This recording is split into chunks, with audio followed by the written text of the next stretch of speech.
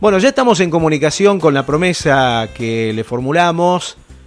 Juan Valerdi es economista y es un economista diferente a los que ustedes están acostumbrados a ver, que van deambulando por los pasillos de los diferentes canales dando recetas que casi nunca la pegan y recetas que siempre van en contra nuestra, ¿no? Bueno, cortar de raíz, dicen, shock inmediato y cosas como esas la escuchan en forma permanente en esos medios de comunicación. Pero nosotros vamos a hablar con otra persona que nos va a decir que es economista también, pero nos va a hablar desde la mirada del trabajador, de ese que está de alguna manera ahora con la soga al cuello, la ñata contra el vidrio, empantanado en una situación muy difícil en cuanto a la economía. Y sin embargo ahora le dicen que hay un acuerdo con el Fondo Monetario Internacional, que se quede tranquilo, era inevitable llegar a un acuerdo, y ese acuerdo es maravilloso porque el fondo la verdad que es comprensivo, entiende, es bueno, etcétera, etcétera. Bueno, a ver si estamos en orden para escuchar a Juan Valerdi. ¿Qué tal, Juan? Buen día. Buen día. Bueno, contame como para empezar a hablar primero, conocernos un poquito, entrar en confianza total, vamos a tener unos minutos. Acá en nuestra televisión tenemos esa posibilidad. ¿Casado, Juan? Divorciado, en pareja y con 2 hijas adolescentes que me dan bastante trabajo, pero bueno, así es la vida, ¿no? Claro, van creciendo. Viven conmigo. ¿Viven con vos las dos? Exacto. Ajá. ¿Y hay que estar, sos padre celoso o más o menos? No, ese no es un problema que tenga, son otros los problemas. Sí, siempre aparecen problemas cuando son chicos, cuando son grandes. Pero bueno. Chico, problema chico, claro, chico grande, problema grande. Es tan real eso que... Pero en términos generales, bien. Sí, en términos generales, bien. Eso es importante. Bueno, mi hijo ayer, sin ir más lejos, 13 años y ya se encierra en el dormitorio a hablar con las chicas y le digo... le abro la puerta para decirle algo, me rajó un poco más, me tiró un botellazo, ¿no? Y parece que ese cambio lo vivimos de un día para el otro, fue una cosa impresionante, la altura que tomó y el desparpajo que tomó, todo junto vino. Bueno, a los 13 años es la edad en la que mis 2 hijas vinieron a vivir conmigo, cada una a los 13 vinieron a vivir conmigo. Qué bueno, qué bueno. Es un momento bisagra. Claro, sin lugar a dudas, sin lugar a dudas. Y hay que estar siempre detrás de un montón de situaciones y bueno, se complica muchas veces. Bueno, vamos a entrar de a poquito en diferentes temas. Con esto que se está hablando del Fondo Monetario Internacional y de que no había ningún camino alternativo, era esto o el suicidio.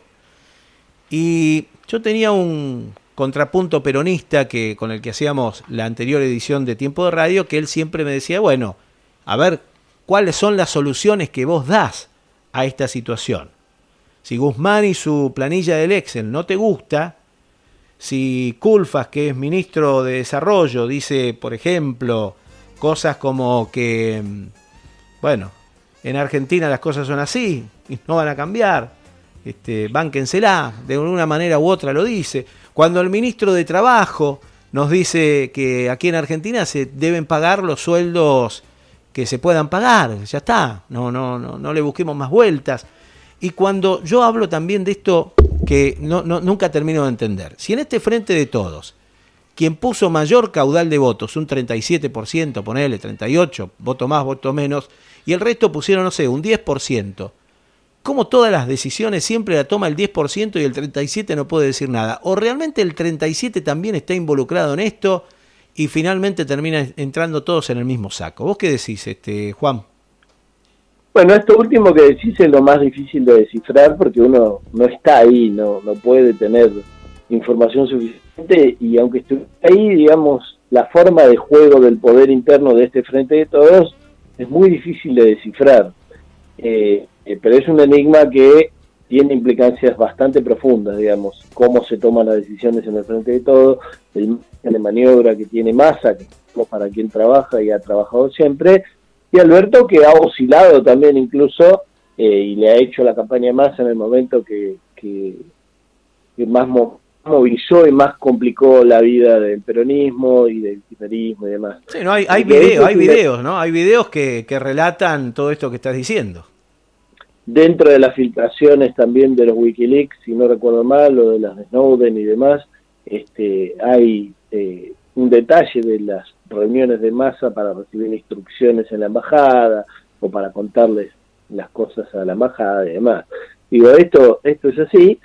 Ese juego de poder no lo tenemos claro, pero yo tengo la esperanza de que en realidad Cristina, así como logró que el macrismo no se quedara 4 años más, lo cual hubiera sido infinitamente peor que los problemas que tenemos ahora por la tibieza o por las agachadas del gobierno de Alberto y del Frente de Todos, quiero creer que está atrás haciendo lo que se puede para torcer de a poquito el rumbo y para llevar a la Argentina a buen puerto, pero uno no tiene esa certeza y es una de las cosas que preocupa. O incluso a veces en realidad uno piensa, bueno, si así es, probablemente siendo una voz disonante dentro de todos los puentes, de los interesados o de los de la vereda de enfrente, uno está ayudando a que Cristina y el peronismo tengan margen para hacer ese torcido de rumbo de alguna manera, ¿no? Claro, pero si ahora hablamos de un acuerdo que yo decía sin saber la letra chica y sin que tener gran información, pero uno ya, la verdad, se cae de maduro las cosas, ¿no? Que Argentina pidió una gran cantidad de cosas que no le dieron ninguna, y yo no entiendo cómo, si vos pedís determinadas cosas y no te dan ni una concesión y solo lo que admiten es que, bueno, la inflación, la verdad, vamos a admitirlo, es verdad, es multicausal, no solamente tiene que ver con la emisión, pero a partir de nuestros controles vos vas a tener que reducir la emisión, que más o menos anda en el 3%, la vas a tener que reducir al 1%, y después si es al 0 mejor todavía, y vamos a estar con la espada de Damocles en tu nuca. Entonces, ¿de qué estamos hablando? Y por otro lado, se pedía, por ejemplo, la reestructuración de la deuda, no la refinanciación. ¿Y qué logramos? Refinanciación. Entre otros pedidos que se hicieron, que no se dieron, obviamente, bolilla. Y lo único que estamos haciendo es patear la pelota para adelante, mientras que cada 3 meses vamos a tener el condicionante de los muchachos del Fondo Internacional, que no nos van a condicionar solamente en el tema económico, sino nos van a dirigir el país. Entonces, el ciudadano común se pregunta, ¿para qué fui a votar o para qué voy a votar si ahora el gobierno, el que gobierne, va a ser el Fondo Monetario Internacional? Yo espero nada más que haya unas paso allí en rumbo a 2023, que haya una fuerte paso, pero hay un 20% de votantes fluctuantes que no sé si van a aceptar que, bueno, está bien, vamos a hacer una paso y ahí sí se va a venir esa revolución que tanto estamos esperando. Bueno, ahí me abrís varios frentes. Primero, respecto de lo que decías antes, los economistas, es importante entender cómo funcionan los economistas en general, porque eso que vos decías de la única solución es esta o aquella, o la forma de bajar la inflación o de aumentar el desarrollo, el crecimiento de la Argentina es la otra, etcétera, etcétera, juega mucho la formación y la forma de ver la política, la economía, el poder y demás de esos economistas. Entonces, muy brevemente, te puedo sintetizar que el problema que hay con los economistas, el fundamental, el que divide aguas inicialmente, es que muchos economistas eligen el camino de hacer guita. Y el camino de hacer guita implica acariciarle el lomo al poder económico y al poder, digamos, que viene de afuera, en el caso de la Argentina, que es más que el poder económico. Esos economistas saltan a la vista, algunos han sido viceministros y después devienen en consultores de acreedores externos y tienen oficio de empresas de energía y se venden como peronistas evolucionados, digamos. Otros directamente no disimulan, como es el caso de Tetazo, Milei y demás, que cada uno tiene sus auspiciantes. Pero los más peligrosos en realidad son los que supuestamente están de este lado de la grieta, están de este lado de lo que se quiere para la gente, para el pueblo, para el país, pero en realidad tienen anteojeras. Esos son mucho más peligrosos, porque los otros por lo menos tienen clarito, o bastante clarito cuando le saca la ficha, las etiquetas y las calcamonías de sus auspiciantes. Pero estos otros, el problema que tienen es que les acomodaron el cerebro y la formación de manera tal de que no vean ninguna salida que no sea la que no le conviene al poder económico o al poder externo. Y se forman en los Estados Unidos. Exactamente, o peor aún, no solamente se forman, sino que dan clase de lo que ellos se han formado, como es el caso de Guzmán y como es el caso de muchos otros economistas. Porque, por ejemplo, Sturzenegger, que también se había formado y daba clase en Estados Unidos, yo no tengo dudas que además de su absoluta discapacidad emocional, porque lo conozco, vivía a 4 cuadras de mi casa, le conozco de la primaria, la secundaria y la facultad. ¡Qué desgracia! Es un poquito más grande que yo. Su discapacidad emocional le permitía empatizar con la gente y mucho menos con el pueblo, pero aparte de eso yo creo que estaba muy convencido de lo que hacía y de que era el mejor camino para el pueblo, para el argentino, lo que sea, pero por su total desconocimiento de la realidad. Mismo pienso de Cavallo. Perdón, Cavallo es un hijo de puta, pero además tiene ese problema de las anteojeras y de la forma de ver el mundo. Bueno, pero ahí también podríamos disentir un poco de aquella charla que se filtró de este amigo, Sturzenegger, ¿no? Se filtra una charla donde él está diciendo que, bueno, que a los votantes no se le puede hablar de economía porque seguramente no te van a votar si les contás lo que tenés proyectado, ¿no? Entonces mejor... Pero, espera, porque la tengo muy clara, esa charla. Ajá. La tengo muy presente. Ajá. Él lo que estaba manifestando era su sorpresa de que cuando lo coachó el ecuatoriano, si no recuerdo mal, cuando le dijo qué tenés que decir y qué no tenés que decir, le dijo, vos no digas nada. Básicamente no tenés que responder nada de esto. Él estaba sorprendido porque en realidad en su cabecita lo que él hubiera hecho es decirle a todo el mundo lo bueno que era esa solución. ¿Entendés? Que es lamentablemente lo que nos está diciendo Guzmán y lo que nos están diciendo muchos economistas de este lado de la grieta. Te dicen, no, bueno, esto parece malo, pero es el fondo bueno. Fíjate que no nos están pidiendo reforma laboral ni reforma previsional, que es lo que pueden presentar como logro ahora. Fíjate que dejaron bajar el déficit mucho más despacito. Fíjate que esto, fíjate que aquello. Mira, yo te cuento algo. Yo acá en nuestro programa Tiempo de Radio siempre ponemos un pequeño fragmento de Denzel Washington en la película Filadelfia. No sé si la viste. Sí, claro. Peliculón. El abogado dice, cuéntemelo como si yo fuese un chico de 4 años. Bueno, de esa manera lo contamos nosotros. ¿Y sabés qué decimos siempre? Ya no nos pueden sacar más nada. ¿Qué nos van a sacar ya? Los calzoncillos remendados de la abuela, ¿qué nos van a sacar ya? Si ya no nos pueden sacar nada. Bueno, nos sacarán los calzoncillos remendados de la abuela. Pero a los que nos van a seguir sacando es a nosotros, a los trabajadores. No van a ir ni por los fugadores, ni por los 5 vivos, o que deben ser más, por supuesto, que se la llevan siempre, que no rinden cuenta de nada. En fin, siempre pasa exactamente lo mismo, pero te la dibujan de una manera que queda linda. No, miren que ahora los aumentos, hoy estábamos escuchando la palabra, pusimos al aire la palabra de Guzmán, diciendo los aumentos van a ser del 20, que yo creo que van a ser del 40 en el transcurso de todo el año de los servicios públicos, pero estamos todavía con esto que era la esperanza que teníamos allá en la primera sesión ordinaria, cuando Alberto nos habla a todos y aplaudimos en 2020 a rabiar, cuando él decía, bueno, vamos a ver cuál es el costo de la energía primero, para saber después qué costo vamos a pagar nosotros de esa energía.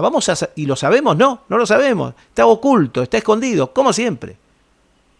Bueno, fíjate, yo anoche hablé por C5N cortito, porque dije algunas cosas media heavy y se ve que por la cucaracha le dijeron que no me dejaran hablar más, a pesar de lo cual me siguen invitando a veces, para mi sorpresa. Y una columnista... Es la parte que no lo entiendo, es la parte que no entiendo esa, realmente. No, yo tampoco. Una columnista bastante pobre de entendimiento me dice, de las tarifas me plantea, yo le digo, mira, los más subsidiados, que son supuestamente los más pobres y demás, le van a aumentar el 20% de las tarifas.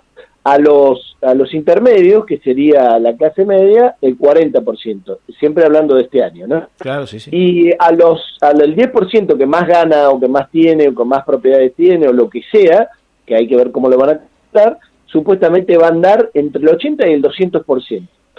Eso lo que te genera son varios problemas. Primer problema, con esos que le suben del 80 al 200%, mediáticamente te van a talar en que el gobierno no es tan distinto del macrismo y demás, y te hizo el tarifazo, bla, bla, bla. Segundo, ¿y qué querés que hagamos? Que hagamos el default. O sea, hablando de la tarifa, ella decía, ¿es esto o el default? todo es esto o el default, que además es el abismo.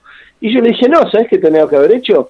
Discutir cómo se calculan las tarifas, que es lo que decía Alberto en campaña, que es lo que decía Federico Bernal, que es el interventor actual del Enargas, antes de que fuera interventor del Enargas, que es, a ver, esta forma de calcular las tarifas que armó el macrismo de la mano de tipos que eran dueños de las empresas o enviados de los dueños. ¿Por qué no la desarmamos y vemos si le sirve para que unos ganen un montón de para fugarla, o si le sirve para que tengamos un buen servicio a un precio razonable? Bueno, esa discusión no se dio. Y te digo más, la discusión esa, lo que te llevaría inevitablemente, y por eso no la dan, es que vos digas, ¿saben qué, muchachos? Tómensela, ustedes no han invertido lo que tenían que invertir, no dan un servicio de calidad y además es un choreo lo que cobran, así que la retomo del Estado. Pero ya, ¿sabés qué pasa, Juan? De los 90. ¿Sabés qué pasa? Ya no se trata de no dar un servicio razonable. Mira, te doy un ejemplo. Nosotros arrancamos en enero este programa Tiempo de Radio, que fue expulsado de otra radio que tenía tendencia peronista y no le gustaba mucho nuestras críticas descarnadas, aunque teníamos un militante peronista que lo que decía yo, él lo refutaba, pero bueno, no le gustaba ni siquiera eso, porque a ver, ¿viste cuando en el canal, en el canal público, en la era de Macri, tenían en eslogan todas las voces? Era mentira, sí. No estaban todas las voces. Bueno, en nuestro Tiempo de Radio estaban las dos voces, estaba la voz mía, que soy más o menos de tu tendencia, voy al hueso de la cuestión, y la del militante que defendía y que decía no se puede, y no se puede, era siempre todo no se puede, hay que hacer esto y callémonos la boca, bueno, en fin, era ese el camino. Y empezamos en una radio online allí que funciona de la zona de Temperley y tiene la empresa Edesur. Estuvo 5, 6, 7, 10 días sin energía eléctrica. ¿Y sabés cuánto le llegó de boleta? 5.000 pesos de boleta de un servicio obsoleto que no sirve, porque realmente esto es así y pareciera que todo el tiempo están asustados de decirlo.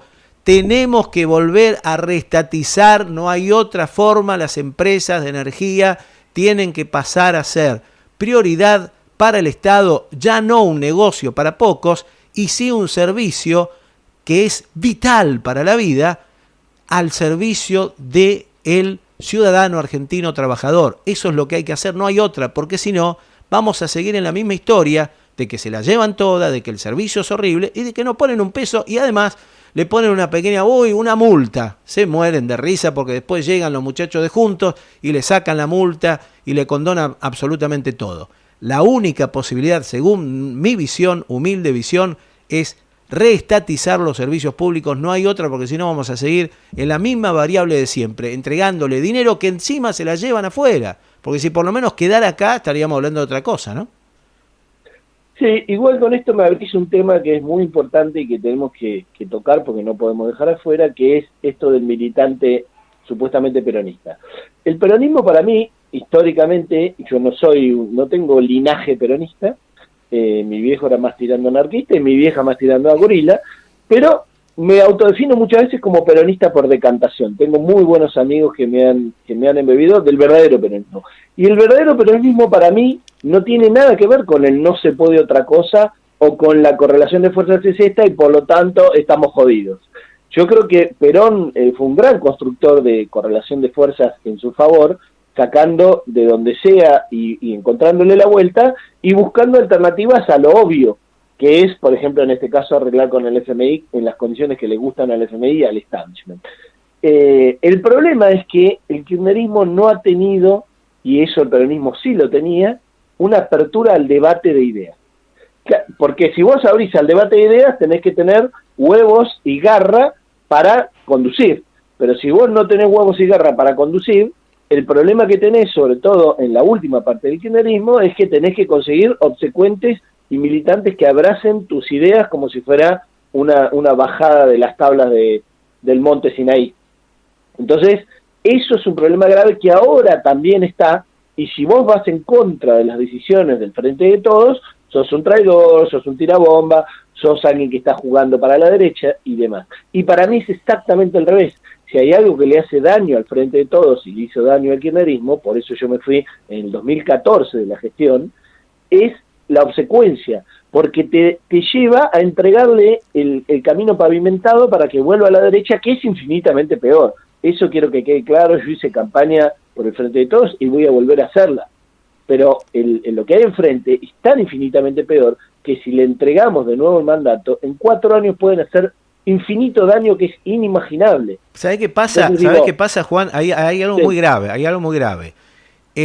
La alfombra que recibió, con toda la falencia que pudo haber tenido el último gobierno kirchnerista de los últimos 4 años de Cristina, con toda la falencia que pudo tener, dejaba una alfombra, digamos, un colchón importante. Pero cuando vuelvan estos muchachos de la mano de Horacio Inmobiliaria Larreta, no vamos a tener ese colchón. No vamos a tener ese colchón. Y ahí es donde está el problema. Lo mismo pasa ahora, como decimos recién. Si estos muchachos no quieren sacar el 20 o el 40%, los muchachos de Larreta van a volver a la historia de sacarnos el 1000, el 2000 o lo que podamos resistir, ¿no? Totalmente de acuerdo. De hecho, fíjate que el reparto de los ingresos, el famoso reparto de la torta, en 12 años de kirchnerismo, y partiendo de una situación de 2 años después del 2001, se había logrado que los trabajadores, que trabajadores formales e informales, tuvieran un reparto de la torta mucho más generoso que el que habían tenido en las décadas previas, porque desde la dictadura cívico-militar y el menemismo, y ni hablar de la alianza, se había hecho pelota ese reparto de la torta en favor de los trabajadores.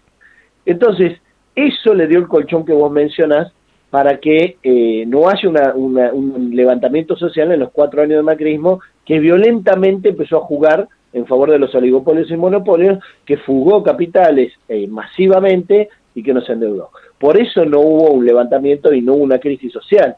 Ahora, como vos bien decís, después de esos 4 años del macrismo, más 2 años de pandemia, más timidez y tibieza que no está revirtiendo eso, y el gobierno ha cambiado el decir queremos y necesitamos que el salario le gane a la inflación por algo que dicen ahora con este acuerdo de la FMI, que es queremos que el salario no siga perdiendo.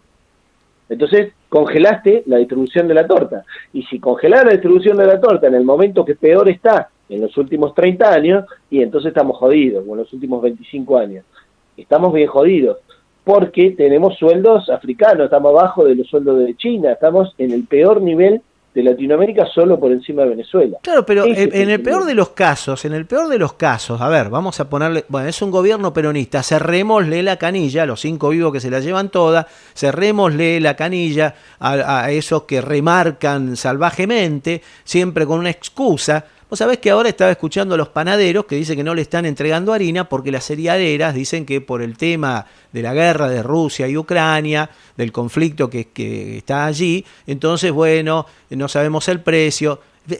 Y sin embargo aumentan, ha aumentado, no sé, lo que salía 180 ahora sale 240 y mañana puede salir mucho más. Y por lo menos eso, digamos, cerrémosle la canilla, no, nada. Y una de las cosas donde yo me empiezo a caer, a desmoralizar un poco, es, por ejemplo, ¿te acordás con el tema Vicentín? Primero aplaudimos cuando sale Alberto Fernández y dice voy a expropiar Vicentín. Y esa era una gran llave, testigo, para que nosotros, si se metía el Estado allí, podamos entender, a ver y empezar a saber cuánto ganan estos muchachos verdaderamente y cuánto nos están ocultando. Y después, porque un juez cualquiera dijo no, el presidente dice, bueno, está bien.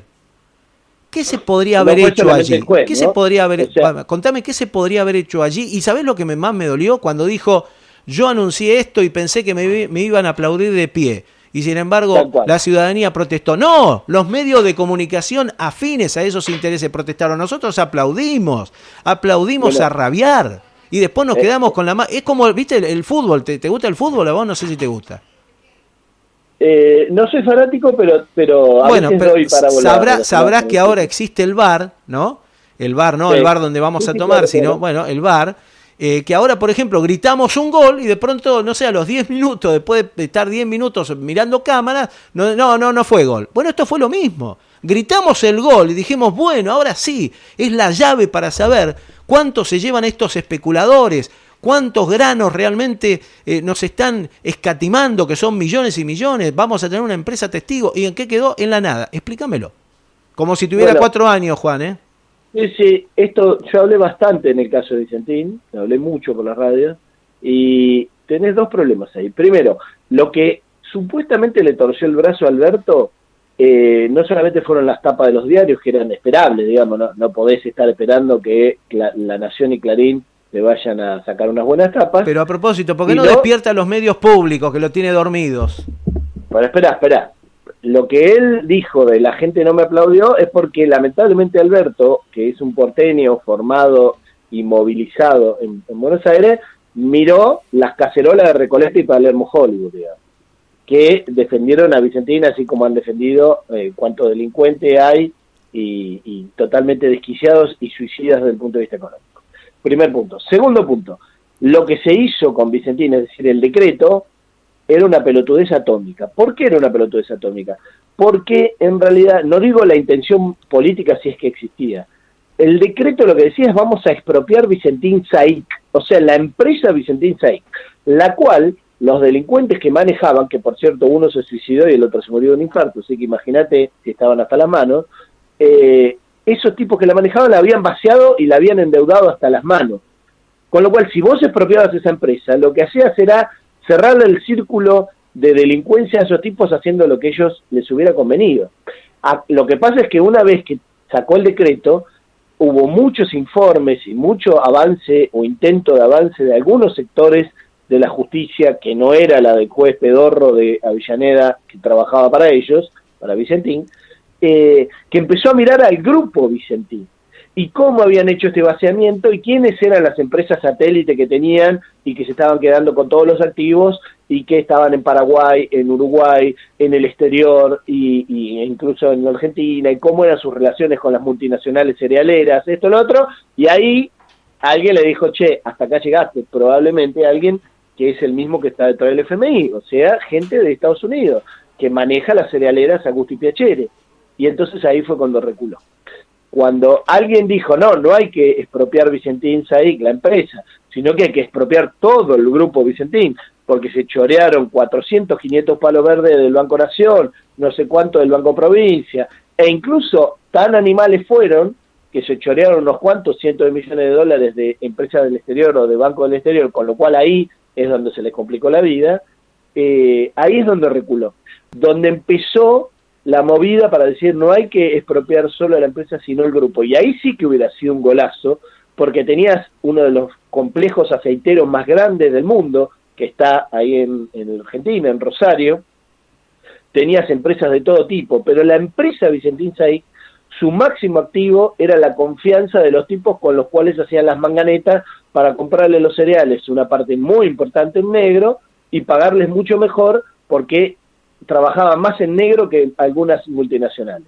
Esa confianza estaba absolutamente rota, porque dejaron el tendal. O sea que Vicentín SAIC, esa cáscara estaba liquidada. El grupo Vicentín que había quedado y que había que investigar bien para ver hasta dónde llegar, hubiera sido un golazo. Pero eso no se encaró en ningún momento, y cuando se empezó a decir o a hablar de eso, con un informe incluso del Banco Nación, que era el acreedor principal y demás, ahí es cuando reculó Alberto Fernández. Ahora, siempre hablamos de 5 vivos que se la llevan toda. ¿Tenemos los nombres, los apellidos? ¿Quiénes son los 5 vivos que se la llevan toda? Bueno, cuando Alberto estaba en campaña y después cuando apenas asumió, dijo que el Banco Central iba a hacer un informe de quiénes se la llevaron, para ponerlo también en las mismas palabras. ¿Quiénes se llevaron la guita de la fuga? ¿Quiénes fueron los que, con el endeudamiento de Macri, se incrementaron la guita que tienen afuera en cantidades monstruosas y que se calcula que son más de 400.000 millones de dólares que hay afuera? Es decir, que en el fondo el mundo nos debe guita a los argentinos, no los argentinos al mundo. Sin duda, sin duda. Nuestra deuda es menor que 400.000. Claro, no son los mismos argentinos los que pagan la deuda que nos dejan Macri y compañía, Menem y la dictadura cívico-militar, no son los mismos argentinos que la tienen afuera. Los que pagamos somos todos los demás boludos, y los que la tienen afuera jamás tuvieron que pagar un mango para bancar esa deuda. Entonces, y esto no es un accidente, porque esa guita que está afuera está en Estados Unidos, básicamente. Claro, algún pedacito chiquito en Suiza, otro pedazo en Londres, pero básicamente está en Estados Unidos, que es el mismo que te la da para llevársela para allá, sin lugar para condicionar. Pero digo, ese informe del Banco Central no sacó los nombres de los fugadores, porque el secreto, porque qué sé yo, obviamente el Banco Central es una entidad absolutamente cómplice del poder económico y además está regida por una ley de entidades financieras que hizo Martínez de Oz y que está intacta. Entonces, ahí obviamente te das cuenta que por ahí no iba. Ahora, la jueza Capuchetti... Berbisky desde su portal sacó los nombres de los 100 primeros jugadores, de los 100 primeros que se la llevaron con pala, y ni siquiera eso se ha investigado, ¿entendés? Incluso empresas que decían que ganaban poco o no ganaban nada, y se llevaron 800, 1000 palos verdes. Y vos decís, ¿pero dónde la sacaste, flaco? Si me estás diciendo que tenés una empresa de energía, Jorgito Mingling, o no me acuerdo el nombre, Marcelo Mingling, y que está perdiendo plata, que sale hecha, ¿cómo puede ser que te lleves 1000 palos verdes o 800? Entonces, ese es el problema.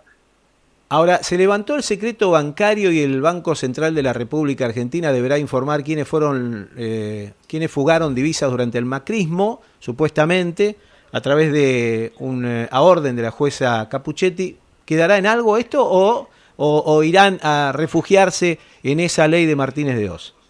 Llegarán hasta la Suprema Corte y la Suprema Corte le cuidará la espalda al poder económico sin ninguna duda, y ahí quedará. Como o sea, una jueza no va a poder torcerle el brazo a los jueces de la Suprema Corte, que está claro para quién fuera, ¿no?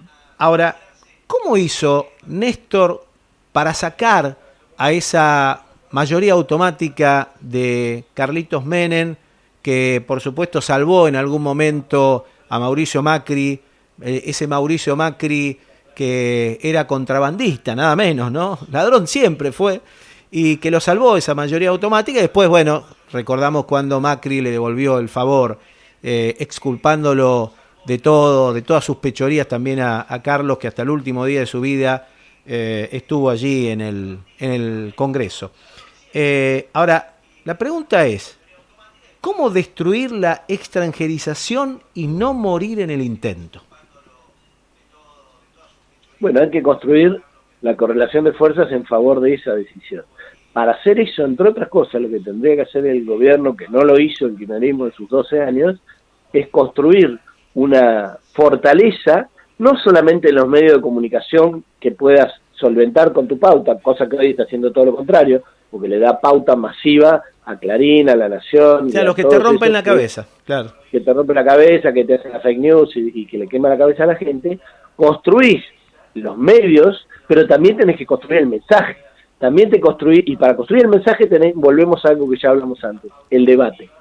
El debate de ideas, que vos lo tenés que hacer con los empresarios pyme, con el sindicalismo que vale la pena, que existe, con los movimientos sociales que vale la pena, que existe, que no son todos, y tampoco en el sindicalismo, pero existen. Tenés que construir un debate con cuadros técnico-políticos desde el Ejecutivo, e incluso en el Congreso también, y en ese debate vas viendo cuáles son las alternativas para el proyecto de país que tenés para la Argentina. Ahora, lo que perdés ahí es el poder de hacer lo que se te cante, porque en ese debate vos no podés hacer lo que se te cante, y tenés que tener cuadros que puedan encarar eso técnica y políticamente, teniendo en cuenta el poder y construyendo la correlación de fuerza y entendiéndole la gente, y no hablando para los académicos o hablando para los medios y demás. Y eso es una tarea titánica, pero si no la haces, lo que haces es decir que la Argentina va siempre a seguir andando con bastón, con andador, o gateando o arrastrándose. ¿En qué consiste, Juan, nacionalizar la banca? ¿Qué tanto hincapié hace la izquierda siempre en esto? En realidad lo que hizo Perón es nacionalizar los depósitos. Nacionalizar los depósitos es decir, mira, ¿viste esa montaña de guita que tienen los bancos hoy en el Banco Central y que yo te doy las LELIQ y te pago entre el 50 y pico % de tasa efectiva anual para que no me extorsiones y me digas que le vas a dar la guita a la gente porque se va corriendo a comprar dólar blue? Bueno, o dólar ilegal. Esa plata a partir de ahora la manejo yo del central. Entonces toda esta montaña de depósitos la tomo de la gente, pero yo digo a dónde va, al crédito, a esto, a lo otro. Y a vos como banco captador te doy una comisión, que ya la tiene hoy pero nadie la regula, y a la gente le doy una tasa de interés que sea razonable en el marco de la inflación que haya. Obviamente al mismo tiempo tenés que atacar la inflación. Y entonces direccionás esos pesos, en vez de que estén amontonados en el Banco Central, a dar crédito. Entonces lo que nacionalizaste en realidad es la decisión de qué hacer con la guita de los ahorristas, que obviamente va a contramano 100% de la ley de Martínez de Oz, que lo que dice es, el sistema financiero es un parásito que tenés, que jamás va a trabajar para la producción y para el ahorro, sino que va a trabajar para la fuga, básicamente. Entre tanto, los problemas que tenemos, por ejemplo, son los 9 millones de inquilinos de los cuales formo parte Y en lugar de ese plan donde uno va a hacer un sorteo como la lotería para ver si tiene la suerte de que le den unos manguitos para poder comprarse algún terrenito en Villa no sé dónde, con ese dinero podrían hacer un plan de viviendas verdadero y ambicioso para que todos nosotros podamos salir de esta encerrona de otro de los mercados que hacen lo que se les da la gana, que es el mercado de los alquileres, que nos tiene a nosotros siempre como rehenes de algo que no podemos manejar, no hay forma de manejar, ¿no? Un buen plan, por ejemplo, de viviendas, ambicioso, profundo, interesante, donde, a ver, porque esto es el cuento del nunca acabar. Si nosotros con Mauricio Macri nos reventó la tarjeta y quedamos en el veraz, bueno, la culpa no fue nuestra, sino de las políticas que implementó, y reconocemos que implementó políticas que no destruyó. ¿Por qué si ahora haces un plan de vivienda me exigí que yo no esté en el veraz? Por ejemplo, ¿no? Claro, bueno, todo el sistema inmobiliario de construcción, desde los edificios más de lujo y los que está tratando de armar ahora la Reta, hasta los más humildes, cuando no interviene el Estado, en general es un gran lavadero de guita. En ese gran lavadero de guita tienen interés en que el Estado no intervenga y en que ellos puedan hacerlo. Tal lavadero de guita es que en realidad en las capitales del mundo las propiedades cada vez más están en manos de extranjeros que están lavando guita. De hecho hay un problema grave ahora con las sanciones de Rusia en Londres y demás. Y esto en la Argentina es así, cuanto más importante es la evasión, la elusión y el contrabando de granos y más manteca al techo están tirando los agroexportadores, más guita va al sistema inmobiliario para alimentar ese sistema de lavadero de guita. Sin hablar del tema del narcotráfico y demás, que comparado con este otro del tema de los agroexportadores, es guita menor, que tiene otras implicancias, pero es guita menor. Ahí podrías decir, en Rosario están las dos bien juntitas, el narcotráfico, el contrabando, la evasión y ilusión de los agroexportadores, y todos vinculados al puerto de Rosario. Puerto que estaba vinculado a Vicentín. Entonces digo, todo va cerrando. Sí, todo cierra y va hacia el mismo camino. ¿Hasta dónde se podrían subir las retenciones, Juan? Mira, las retenciones en realidad como herramienta para evitar que haya alta inflación cuando hay subas de los precios internacionales como ahora por la guerra, o para evitar que la gente tenga un nivel salarial que esté totalmente desubicado en relación con los precios de los alimentos, las retenciones tendrían que ser móviles. Obviamente las retenciones móviles son mala palabra porque lo que quiere decir la retención móvil es yo me fijo cuánto es la ganancia razonable para los productores, para el que explota la tierra, para esto y lo otro, y de ahí para arriba se lo queda todo el Estado. Pero no sabemos cuál es la ganancia, estamos en la misma, no sabemos cuál es esa ganancia. Primero no sabemos cuál es la ganancia, y segundo, cuando se intentó hacer esto, que se intentó muy mal, porque el ministro, no sé si a propósito o por ineptitud, lo hizo muy mal al esquema, porque obviamente esto tiene una decisión política, pero también tiene una parte técnica que tiene que tener en cuenta las consecuencias políticas, productivas y demás, no metió en la misma bolsa a los grandes productores, a los grandes pools y a los chiquititos. Después trataron de revertirlo y dándole distintas cosas a los chiquitos, pero ya los habían juntado con los grandes, lo cual incluso va en contra de sus propios intereses, de esos chiquititos. Pero bueno, esto es lo que se hizo en su momento, por lo cual nunca más se habló de las retenciones móviles, y ahora te hablan del fideicomiso, que quieren poner no sé cuántos cientos de miles de toneladas, de esto, de lo otro. Las retenciones las podés subir tanto cuanto sea necesario, porque en realidad están relacionadas también con el tipo de cambio. Si vos el tipo de cambio que tenés es alto, porque la presión del dólar ilegal y las movidas que te hacen, las operetas que te hacen con el dólar ilegal, que lo mueven con 2 mangos, o con la fuga de capitales, hacen que tengas un tipo de cambio altísimo. Pensá que hace 20 años el dólar costaba $1. Claro, sí. Hace 21 años. Y ahora cuesta el oficial 110 mangos y el ilegal 200 mangos. Entonces digo, y el kilo de pan también en el 2001 costaba $1, ¿eh? Y ahora cuesta 150, 170 mangos. Entonces digo, este desquicio, digamos, tiene también consecuencias sobre cuánto le podés imponer o no de retenciones, porque cuanto más alto es el tipo de cambio real, o sea, el tipo de cambio que tenés efectivamente en tus fronteras, más le podés sacar de retenciones porque más guita están tirando como manteca al techo. Ahora, también hay pícaros que se llenan de guita cuando sube el valor de los cereales, de las oleaginosas, de los aceites y demás, porque son los que le venden los insumos, las semillas y esto, que son pocas multinacionales.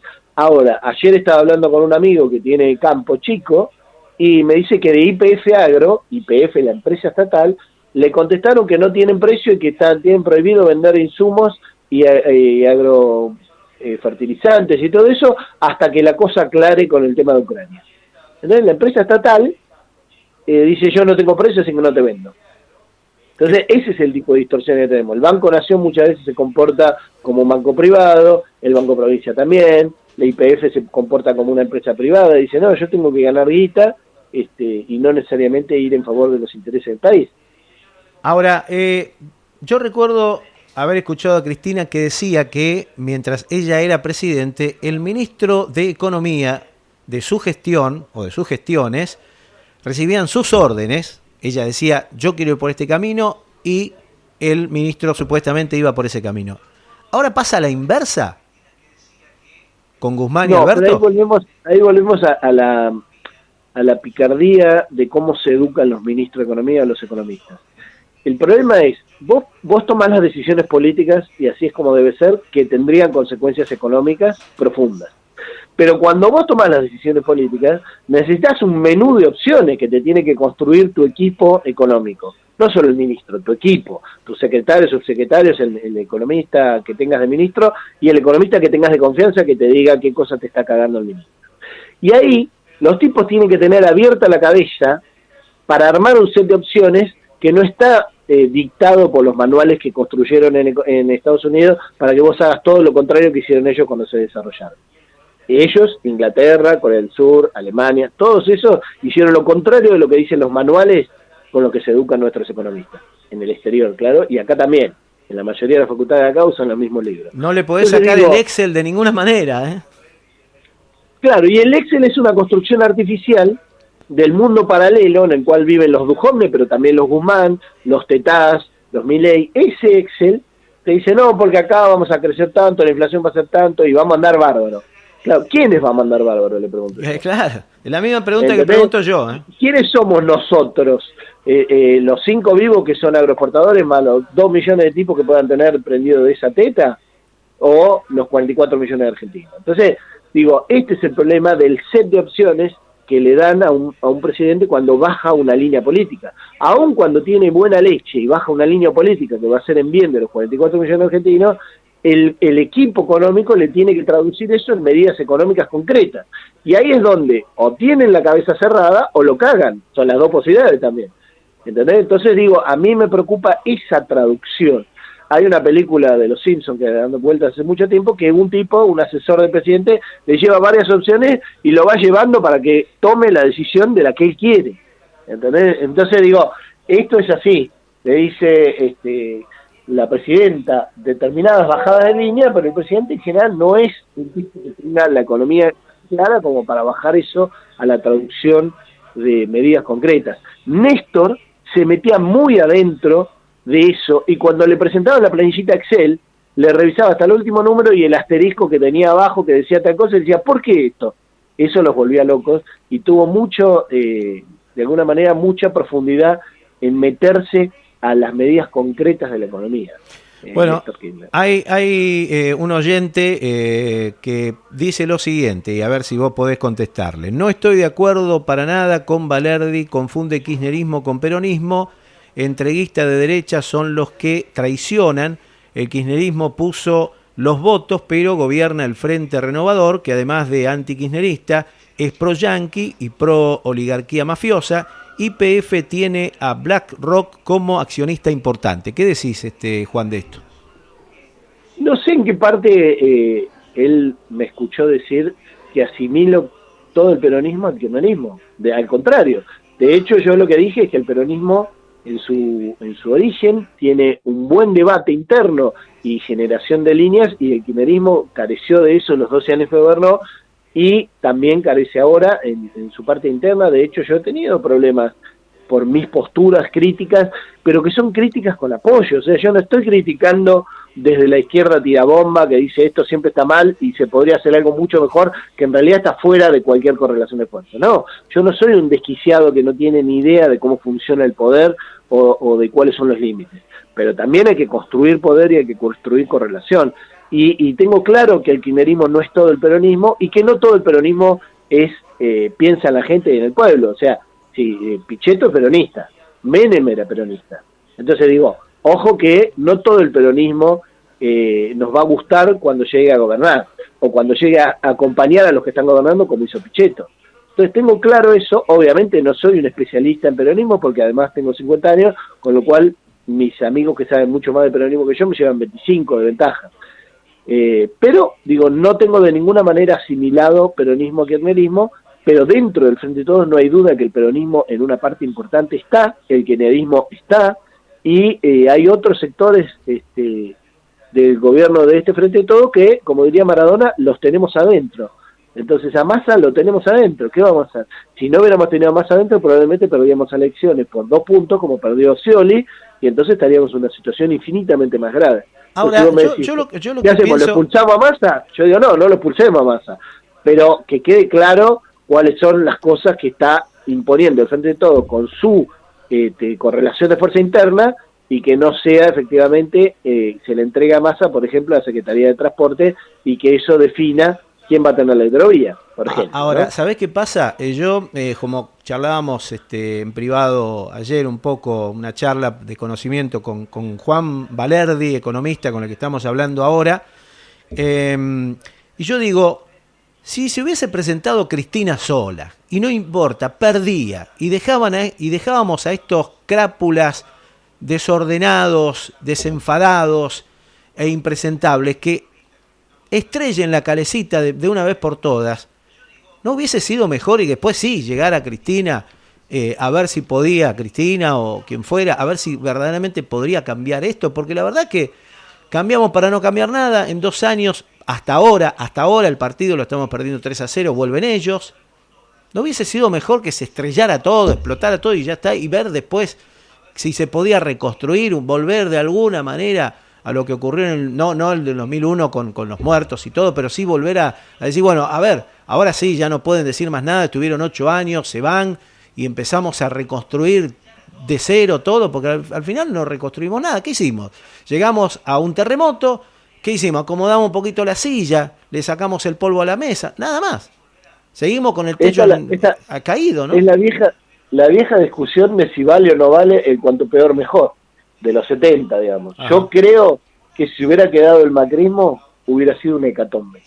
Una hecatombe no solo en el sentido económico y social, sino en el sentido de salud. Por ejemplo, nos agarraba la pandemia con un tipo que había cerrado el Ministerio de Salud, lo había convertido en una secretaría, nos agarraba la pandemia con ese tipo y estábamos hasta las manos desde todo punto de vista, y obviamente ni hablar de la gente que no hubiera podido salir a ganarse el mango, o que hubiera salido y se hubiera muerto y demás. Ahora eso, Juan, además de lo que hubieran entregado, en esta negociación de la deuda, para renegociarla hubieran entregado el litio, Vaca Muerta, la Patagonia, las Malvinas le daban un certificado de propiedad, en la hidrovía directamente teníamos que pagar peaje los argentinos para poder salir, y se le entregaba a Uruguay o al consorcio de empresas yanqui.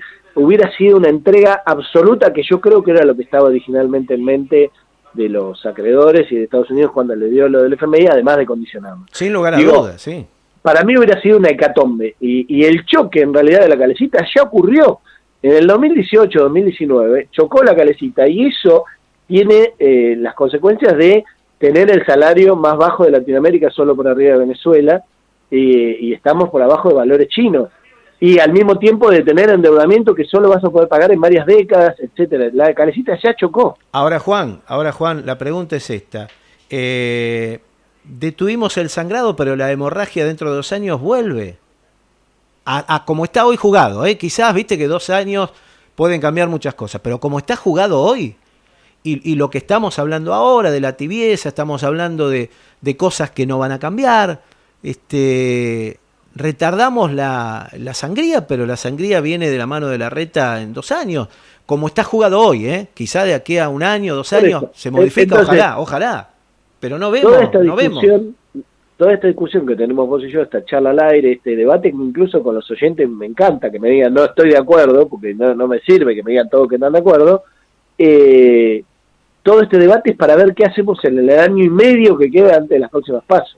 Año y medio quería hacer, Entonces, para eso sirve, y para no pavimentarle el camino a un tipo como Larreta o a la vuelta de Macri o lo que sea, que sería tremendamente nefasto. Ahora, yo no tengo duda que este gobierno, con todas sus debilidades, con todas sus agachadas o con todas sus distracciones y tibieza, es infinitamente menos malo que lo que hubiera sido que se quedara en Madrid, ¿no? Sinceramente lo digo y estoy muy convencido, y es difícil que alguien me convenza de lo contrario, porque yo estaba muy preocupado por lo que podía venir después del 2019 si se quedaba Macri, por las perspectivas, porque además son tipos que no tienen el más mínimo problema en reprimir y matar gente si es necesario, en encarcelar a los que tengan que encarcelar, en inventarle causas a los que le tengan que inventar, en entregar y poner bases norteamericanas donde las tengan que poner. O sea, son cosas mucho más difíciles de revertir las que hubieran ocurrido. Bastante fuerza se le hizo para que no hiciera tanto de una parte del sindicalismo, minoritaria pero existente, de una parte de los movimientos sociales y demás. Digo, menos mal, pero no tengo duda de que hay 1 año y medio todavía para evitar que vuelvan estos muchachos. No está todo perdido. Bueno, ¿y cómo se frenan a los monopolios y oligopolios? ¿Hay alguna forma, hay alguna receta? ¿Hay intención política de hacerlo? Nuevamente volvemos a la construcción de fuerzas. Hay que plantearle claramente a la gente y no decir la pelotudez esta del multicausal. Claro, dicen multicausal, pero no te dicen cuáles son las causas. Y cuando mencionan las causas, como en el acuerdo del FMI, cuando mencionan las causas te hablan del déficit público, cosa que Estados Unidos tiene el récord del mundo, te hablan de la emisión del Banco Central para bancar ese déficit, cosa que ni hablar, Estados Unidos empapeló el mundo con dólares, y muchos otros países también lo están haciendo, y no te hablan de los monopolios y oligopolios que se abusan de su poder. Y que no es solamente una cuestión de guita, Los monopolios y oligopolios que están ligados a la comida, que están ligados a los elementos básicos de supervivencia, no solamente mantienen la inflación entre el 40 y el 50%, que además es la proyección para adelante que está haciendo Guzmán en su planillita. Ojo, no pone que la inflación va a bajar al 10% como puso el delincuente de Duhovne con Sturzenegger, No, él pone que de acá a 3-4 años va a ser entre el 30 y el 47%. Así que claramente no tienen intención de combatir a los monopolios y oligopolios. Esos tipos también lo hacen por una cuestión de poder, de marcarle la cancha al gobierno, de marcarle la cancha al frente de todos, al kirchnerismo y al peronismo. No, flaco, vos acá no me decís cuánto voy a cobrar. Y te recuerdo algo que pasó en marzo del año pasado. En marzo del año pasado había precios máximos que se estaban controlando bastante en serio comparado con los de Feletti, digamos que no los controla Culfas, y en un momento dado la Cámara Argentina Estadounidense de Comercio, o sea, las empresas estadounidenses, dijeron que era un atropello tener precios máximos y que no podía ser, y que en realidad en la Argentina había libertad de mercado y entonces no tenía por qué el Estado estar interviniendo. A la semana, Culfas derogó la lista de precios máximos y empezaron a aparecer los precios cuidados, los precios franela, los precios fraslafa, que no se controlaron y que eran muy poquitos y no tenían la más mínima relevancia. Bueno, vamos a ver si puedo. Tengo ahí un oyente que no sé qué va a decir, porque nosotros somos así. Mandamos al aire, después nos atenemos a las consecuencias. No sé si la vas a poder escuchar, pero cualquier cosa yo te la traduzco. Dale. Hola, muy interesante todo este análisis que está haciendo el economista, que por otro lado nosotros lo vimos en C5N, pero en el programa de C5N, con su vehemencia, creo que algunas cosas no quedaron nada claras. Pero en este momento lo estoy escuchando y lo entiendo mucho mejor. Y eso que yo no tengo ningún tipo de conocimiento de la parte económica. Pero agrego algo. ¿Se acuerdan que durante la época de Macri todo el respaldo en oro se fue para Inglaterra? ¿Qué pasa con ese respaldo en oro? ¿No se puede volver a traer a la Argentina? Porque está en Inglaterra, que es el país que tiene colonizado una parte de nuestro país. De eso no se volvió a hablar nunca más. Bueno, no escuchaste nada, ¿no? No, lamentablemente no te preocupes, porque nuestros sistemas, nosotros es una radio pulmón esta, ¿viste? Hacemos lo que podemos, lo atamos con alambre, pero sale. Lo que me decía la oyente... Sí, igual, escúchame, Sí. C5N tiene una montaña de guita y cuando yo tengo un Zoom en C5N no veo quién está hablando del otro lado, ¿eh? Claro, O sea que... son esas cosas raras, pero bueno. Decía la oyente, nuestra querida Maite de Villa Urquiza, lo siguiente, que te escuchó en C5N y que te vio como ido. Claro, allá te hacen sacar canas verdes, acá te tratamos como uno más, como un trabajador más. Entonces estás más tranquilo. Dice, ahora con la tranquilidad lo entiendo mejor porque en C5N no lo entendí por la vehemencia que tenía. Claro, te sacan de quicio. No me sacan de quicio, pero yo demencia tengo siempre. Con vos charlamos tranquilos porque en realidad yo sé que tenemos tiempo. En la televisión, vos ya sabés que con suerte en una aparición en C5N tenés 6-7 minutos para hablar. Y yo tengo una natural vehemencia, pero además ahí estoy un poquito acelerado porque sé que tengo que meter mucho en 6-7 minutos. Claro, obviamente. Obviamente la radio es totalmente diferente, independientemente y esta de que uno hable radio, con gente amiga. Y esta radio. No, pero independientemente de que uno hable con gente amiga o con gente con la cual está confrontada, en la radio hay otros tiempos. Entonces mi vehemencia no se suma a mi velocidad, digamos. Ahí está. Entonces me alegro que acá me entiendan mejor. Bueno, ahora te entiende mejor y no obstante preguntaba, el oro que mandaron a Inglaterra, que Mauricio, que era un respaldo que estaba creo que en el Banco Central también, no se habló más de ese oro, ¿se puede rescatar ese oro que está en Inglaterra? ¿Sabés algo del tema? Me pregunta el oyente. En su momento cuando el delincuente de Sturzenegger, de la mano obviamente de Macri, mandó el oro físico, o sea, lingotes de oro, a Londres, dijo, lo mando allá para que lo recertifiquen, es decir, para que digan efectivamente su calidad y todo, lo cual era una pelotudez atómica como excusa para la gente y la invocan, y para hacerlo laburar al oro, es decir, para hacer operaciones y qué sé yo. En síntesis, nunca más, papito. El oro físico en el mundo escasea muchísimo, y en este momento en el cual nadie sabe qué carajo va a pasar con el dólar, o mejor dicho, todos saben que va a dejar de ser la moneda del mundo, pero no saben cuánto tiempo va a tardar ese proceso, si va a tardar 2 años o 10 años, y este quilombo con Ucrania puede llegar a tener mucho que ver con esa situación, con las sanciones económicas que le están poniendo a Rusia y qué pase con China. Entonces, ese oro físico en el mundo escasea. Tal es así que Alemania para la crisis del 2008 aproximadamente, salió a decirle a los lugares donde tenía depositado su oro físico, que eran Londres, Estados Unidos y Francia, si no recuerdo mal, che, váyanme mandando los lingotitos que prefiero tenerlos yo, y guardarlos yo y verlos y acariciarlos. Le dijeron, bueno, danos 4 o 5 años en un plan para que te lo vayamos mandando, porque la logística... Al año le dieron un poquito y después le dijeron, no, te mandamos más porque la verdad es mejor que te lo tengamos nosotros, porque qué sé yo, no se lo dieron. Qué buena gente, qué buena gente, ¿no? Qué buena gente. Bueno, esto pasa porque en realidad hay mucho más papelitos que dicen que vos tenés oro en algún lugar, de Londres, de Wall Street o de donde sea, que el verdadero oro que existe. En el famoso Fort Knox de Estados Unidos se supone que hay oro de los alemanes que le dicen, podés venir y tocarlo. Entonces le ponen una banderita de Alemania, lo tocan, se van, y le ponen una banderita de Francia, vienen los franceses y dicen, mirá, acá está mi oro, entonces lo van cambiando. Pero el oro físico, olvídate, no lo vemos más. Gracias a Sturzenegger quedó ahí en Londres y nunca más lo vemos. Bueno, Juan Valerdi, economista, nos ha dado un detallado análisis, algunas preguntas nuestras que quizás no te preguntaron en el C5N también, porque nosotros somos trabajadores, y en C5N son trabajadores, pero bueno, ellos están, yo los veo, ¿no? Están acicalados, están... No, de otra manera, nosotros estamos en Bermuda, somos, digamos, del pueblo, entonces podemos tener esa sensación térmica. Siempre digo, por más progresista que supuestamente sea el canal, ellos viven otra realidad. Con la pancita llena, las cosas se ven de un modo diferente. Se me enojó el peronista que hacía el programa conmigo cuando dije eso, no podés decir eso, y es la verdad. Cuando la pancita está llena...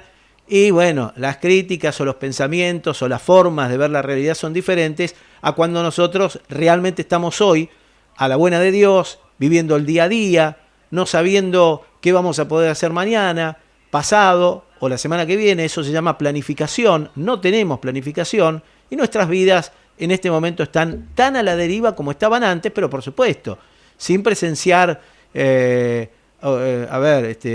los espías que escuchan a todo el mundo, que sacan a un ex ministro de Economía o ex vicepresidente en calzoncillos a la medianoche, todas esas cosas no las estamos viendo, pero estamos padeciendo las mismas cosas que padecíamos antes.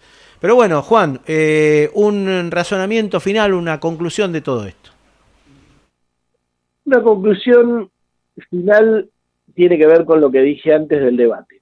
Para que haya un debate, la gente tiene que estar interesada y no caer en la trampa de los políticos son todos iguales, la Argentina es un país de mierda, que es lo que pensaba el macrismo y todos sus ministros, y prácticamente te decían, me tenés que hacer un monumento porque vine acá a la Argentina, a este país de mierda, lleno de gente de mierda, así pensaba Duhovne, Caputo, Sturzenegger y todo eso, y me tenés que hacer un monumento porque vengo acá a meterme al barro a salvarlos a ustedes.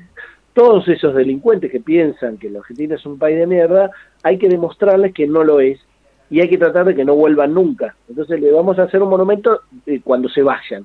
Cuando se vayan y no vuelvan a pisar la Argentina, ahí desde lejos, le vamos a decir, te hicimos un monumento para que no vuelvan más. Y entonces hay que demostrar, y eso es un hecho, que la Argentina tiene un potencial muy grande, tiene gente muy capaz, y es por eso que el poder, más allá de que nuestro PBI no sea el 20 del mundo, o el número 10 del mundo, o el 25, el poder económico se preocupa por lo que pasa por la Argentina y por ponerlos la botita arriba de la cabeza. Porque la Argentina puede ser una señal para algunos países de la región latinoamericana que genere de alguna manera una masa crítica para que las cosas cambien en serio en Latinoamérica. Por eso ahora que Chile está virando, Perú está virando, Bolivia vuelve el MAS, Lula puede ganar en Brasil, les preocupa pisarle la cabeza a la Argentina para que no forme con esos países ningún tipo de masa crítica, ni dé el ejemplo. Pero esto no siempre el poder se sale con la suya, y el debate hay que generarlo, y ese debate implica tiempo, que es otro de los problemas de la televisión, que es todo rápido y todo superficial, y que no es un problema de la radio. Por eso podemos tener esta charla. Entonces, ese debate hay que darlo, y hay que no comprar la mentira de que la salida es individual, del sálvese quien pueda, de que la salida es irse del país, o de que la salida es hacer la suya pisándole la cabeza a los demás o a los compañeros. Esto es fundamental, y que la gente se interese, y no toda la política es la misma, y no todos los sindicalistas son lo mismo, y no todos los empresarios son delincuentes que la quieren jugar. Hay pymes que están pensando en los trabajadores y pensando en el futuro del país. Bueno, ahí está mi querido Guillermo, que dice grande Juan, y otro Juan, tocayo tuyo, Juan Cinguita, nuestro querido colaborador, dice: estoy de acuerdo con Valerdi. Así que cerramos todo en paz. Juan, gracias de todo corazón por haberte prestado a esta charla, que la verdad que nos enriquece muchísimo, porque siempre estamos acostumbrados a ver los economistas del Excel, que nos cuentan siempre, y bueno, es un país de porquería, como decías vos, es un país pobre, es un país que no tiene destino, muchachos trabajadores, bánquensela, arréglense con las menudencias que le vamos a dejar, y bueno, y dejen de cacarear, porque si no, ya saben que después la autoridad le pega un palo por la cabeza, y vos nos venís a refrescar y a dar un poco de esperanza, aunque yo esas esperanzas las voy a tener con reserva, pues yo estoy entendiendo que espero que la sociedad entienda esto que vos bien explicás, y que yo también sé que lo otro es peor, pero hay que ver qué elige la ciudadanía en 2023. Ahí está la clave, porque si vuelven estos muchachos vamos a estar en serios problemas. Antes de esa elección hay que ver qué candidato construye el Frente de Todos y el peronismo. Eso es clave. De ahí para adelante, digamos, es la historia de lo que vamos a vivir en el 2023. Te agradezco muchísimo por el llamado y la charla, Oscar, y quedo a disposición para que la continuemos. Pero cómo no, un abrazo grande, Juan. Hasta Abrazo cualquier inmenso. momento. Chau, chau.